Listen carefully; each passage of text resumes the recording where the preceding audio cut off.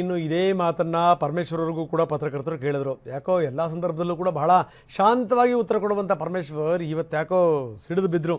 Enough is enough ಅನ್ನುವಂಥ ಮಾತನ್ನು ಹೇಳಿದರು. AICC ಅಧ್ಯಕ್ಷರೇ ತುಂಬ ಸ್ಪಷ್ಟವಾಗಿ ಹೇಳಿದ್ದಾರೆ, ಬಾಯ ಮುಚ್ಕೊಂಡಿರಿ ಅಂತ. ಬಾಯ ಮುಚ್ಕೊಂಡಿರಬೇಕು. ಇರುವಂಥ ಸಂದರ್ಭದಲ್ಲೂ ಕೂಡ ಬಹಳ ಜನ ಮಾತಾಡ್ತಾ ಇದ್ದಾರೆ. ಏನಿದ್ರ ಅರ್ಥ ಇದು? ಪದೇ ಪದೇ ಯಾಕೋ ಮಾತಾಡ್ತಿರೋದು ಸರಿ ಅನ್ನಿಸ್ತಿಲ್ಲ ಅಂತಾರೆ ಪರಂ. ಇಷ್ಟರ ಮಟ್ಟಿಗೆ ನಮ್ಮ AICC ಅಧ್ಯಕ್ಷರು ಹೇಳಿದ್ದಾರೆ ಅಂದರೆ ಬಾಯಿ ಮುಚ್ಕೊಂಡು ಸುಮ್ಮನೆ ಇರಿ ಅಂತ ಹೇಳಿದ್ದಾರೆ.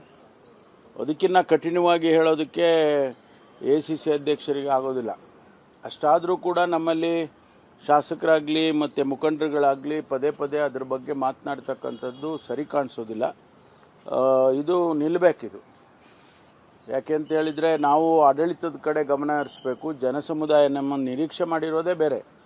ಅದು ಬಿಟ್ಟು ನಾವು ಈ ರೀತಿ ಸಾರ್ವಜನಿಕವಾಗಿ ಇದನ್ನೆಲ್ಲ ಮಾತಾಡಿಕೊಂಡು ಒಬ್ಬೊಬ್ಬರು ಒಂದೊಂದು ಹೇಳಿಕೆ ಕೊಟ್ಕೊಂಡು ಹೋಗೋದು ಸರಿ ಕಾಣಿಸೋದಿಲ್ಲ.